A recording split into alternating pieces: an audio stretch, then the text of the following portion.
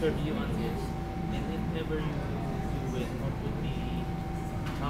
would be your role in either dissuading or treating this Islamic extremism that's now widely perceived? Mm-hmm. Yeah, you know, when you say extremism, I think it's present in all other, whether it's a religious extremism or political extremism.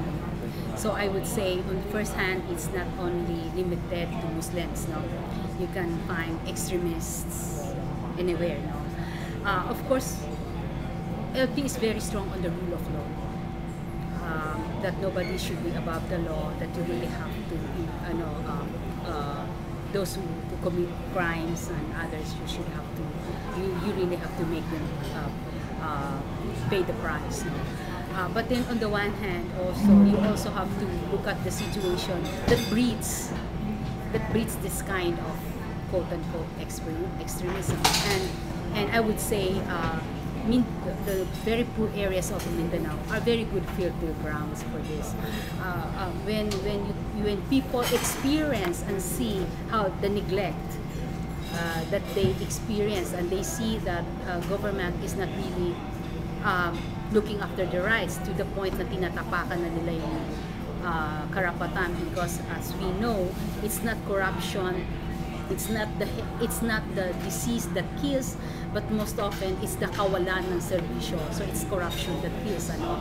And so when you are in a situation where there's misery and there's lack of job, and people would invite you, because what I know is that some of these are well funded, and what we hear on the ground is that they even promise parents of those who join them for a monthly quote-unquote income. Why not? No, people would be very easily attracted to that. No? So this is really the very issue what we're talking about. No, government that provides what is due to the people, a government that has the integrity to say it's corrupt free, and government that will say there's rule of law, and we will no longer allow warlords and private armies that lead to, for example, the Maguindanao massacre. And I think it's also why we're saying there has to be a broad-based approach to the peace talk and the peace process, is because you need the people to own the process, and you need the people to protect the peace. And so if you don't have the people who are part of the process, you know, it's like, hindi naman kami kasama, hindi naman alam yan ang pinag-usama.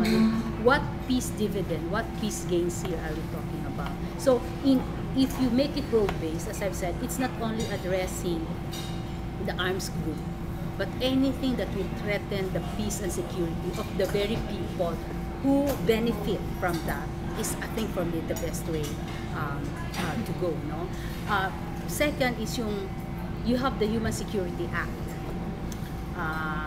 That is not also help in the process, because as we know, the Human Security Act is really an anti-terrorism act, and it's really a misnomer when you say it's human security, because what our understanding of human security is not really violation of the human rights and the impunity which is present in the Human Security Act.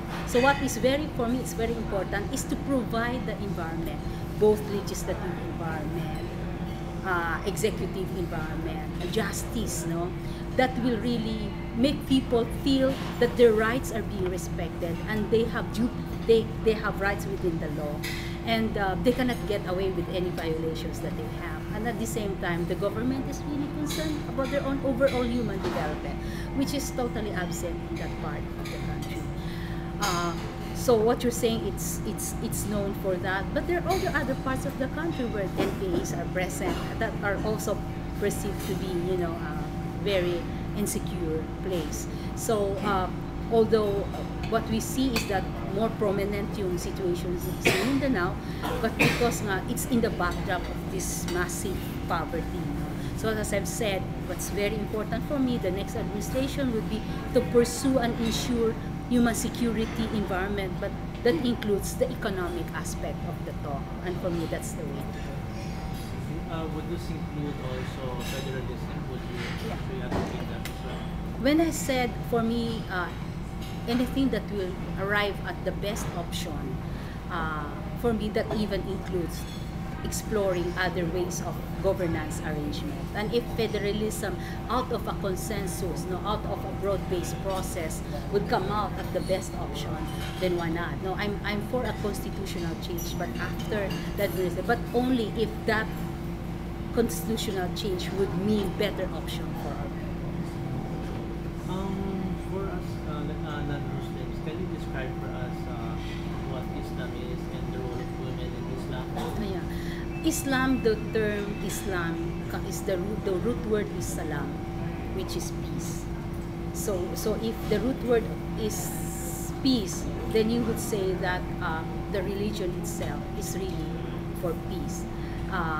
So that even if you say it has some of the what you call biblical of eye for an eye, tooth for a tooth, no? But if you read the Quran, at the end, the last statement in the particular verse or a surah that talks about like an eye and for an eye, tooth for a tooth, is that, but to forgive, it's still the best, you know? So it's a very pro-peace, compassionate religion. In terms of women, and this is, I'm so glad that you asked about, because what's provided for in the Quran is not really what is reflected in terms of the practice, no? In terms of culture. For example, the early marriage, child bride, child groom, that is more or less high in Muslim area. When you look at the Quran, it talks about you marry because you love each other, you understand that you have responsibilities for the next generation, you will provide positive, you know, influence in the community. These are the things that a child group or a child girl cannot do, no? Paano pa sila magiging responsible when they themselves are still children, no? And the consent is very important. So forced marriage is not within the purview of Islam because consent is very, very important.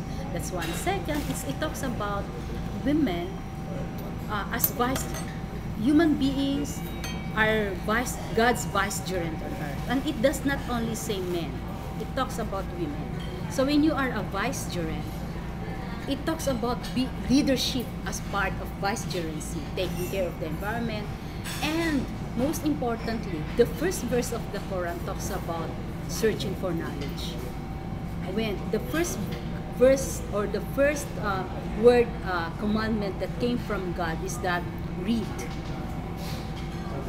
So if you say read, why would God talk to the first human being and not talk about fear me, I am the Lord, but say read, no? And so that's the importance of education, knowledge, and most of the verses in the Quran would end like, this is for the people who reflect, this is for the people who understand. Don't you reflect, don't you think? So it addresses the human mind as well as the emotion. And so it's not on blind following. It's really engages the mind and asks you that before you believe this, you have to think about it and reflect about it. So it's a very parang dialogical thing that's between the believer and the Quran. And so therefore, me, the reason why I'm a very active women's rights advocate, most particular women, because I believe that as God's vicegerent on earth, I am equally mandated by God to work as hard as my male counterparts to create what we know in the religious parlance as God's kingdom on earth, and accountability before any other